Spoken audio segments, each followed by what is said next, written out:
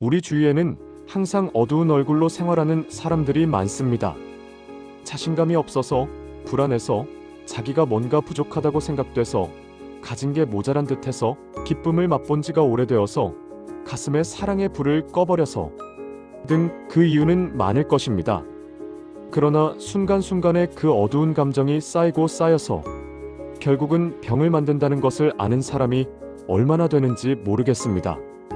대개 80% 이상의 병은 마음이 어두운 데서 옵니다. 병원에 가도 특별한 병명이 나오지 않고 신경성이라는 진단만 나오는 경우가 그것입니다. 시민성 질환이라고 표현하지요.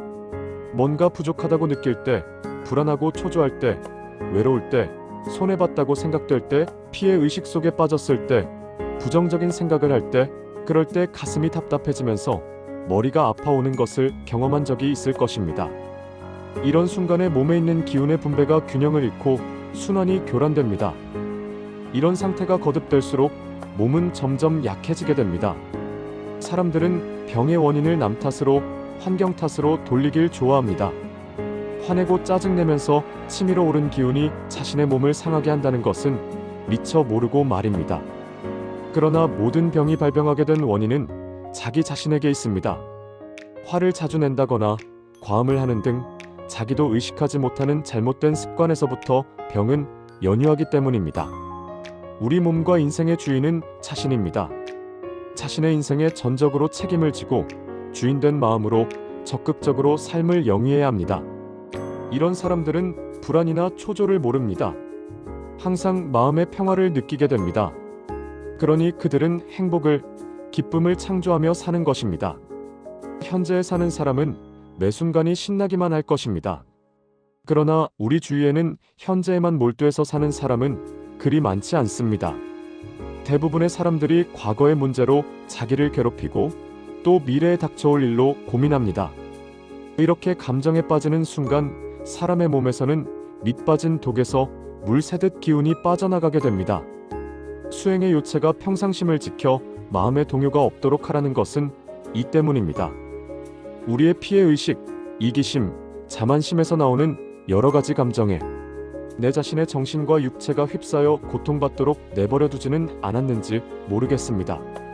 그런 감정으로부터 자기를 지키고 항상 밝고 긍정적인 마음 상태에 있으려고 얼마나 노력하는지 궁금합니다. 단지 그럴 때가 오기를 기다리면서 이러이러한 상태가 올 때까지 난 긴장하고 있어야 돼. 그 상태가 오기 전까지 즐거울 수 없어 하는 마음으로 현재를 그냥 소비하고 있는 것은 아닌지요. 의욕상실, 과거의 걱정, 미래의 불안과 같은 것들 속에서 사는 것이 정상이라고 생각한다면 그건 착각입니다. 걱정하고 불안해한다고 썩 나아지는 것도 없는 줄 알면서 사람들은 그 속에서 나오지 않으려고 합니다. 여러 가지 감정들이 우리의 생기를 잡아먹고 그러면서 우리는 점점 자신감을 상실하고 삶의 의욕을 잃어버리고 결국은 양심까지도 어두워지게 됩니다. 그러므로 인생의 주인으로 멋진 인생을 살고자 한다면 그런 감정 속에 자기를 두지 말아야 합니다. 마음먹기에 따라 상황은 얼마든지 달라질 수 있습니다. 의사에게 사형 선고를 받고도 긍정적인 마음으로 병을 고친 사람의 이야기를 예로 들어보지요.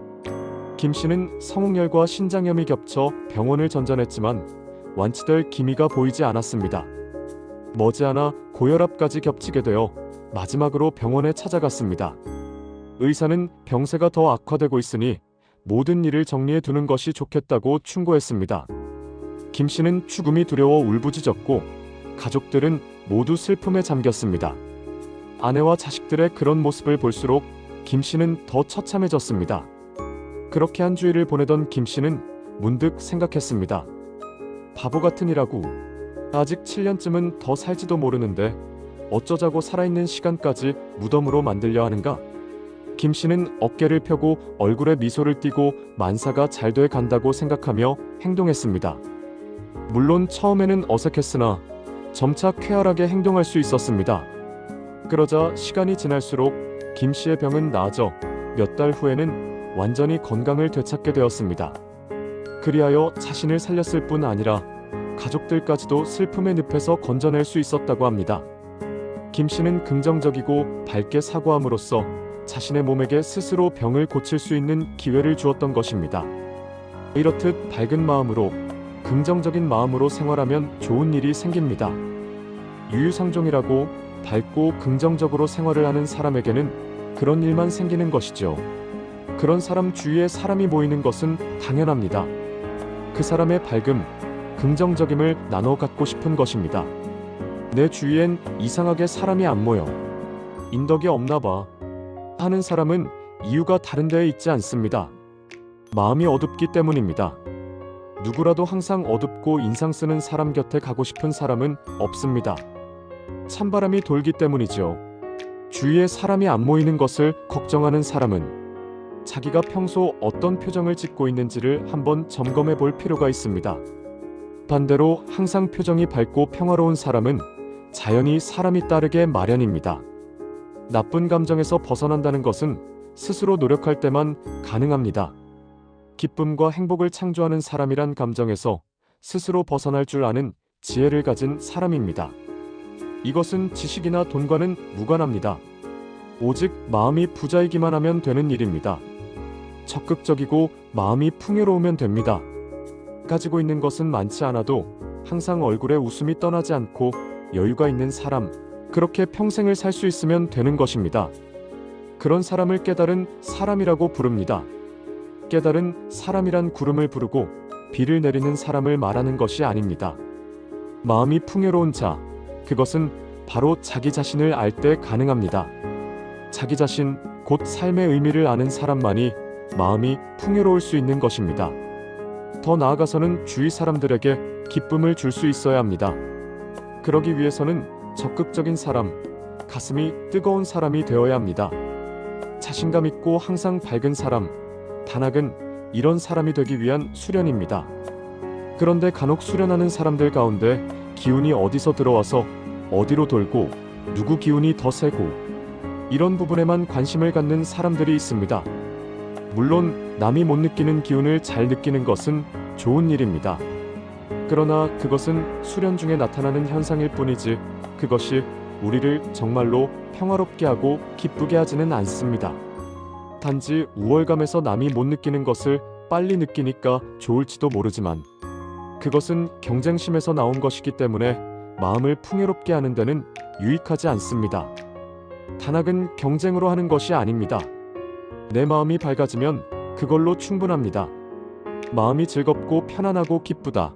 자신감이 있다. 마음이 커지고 넓어져서 이젠 나만을 생각하지 않고 이웃도 생각하게 되고 전체도 민족도 인류도 생각하게 되었다.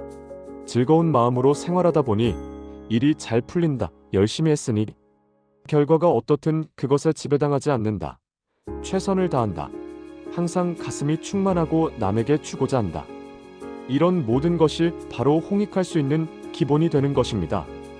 새벽은 새벽에 눈뜬 자만이 볼 수 있다 중에서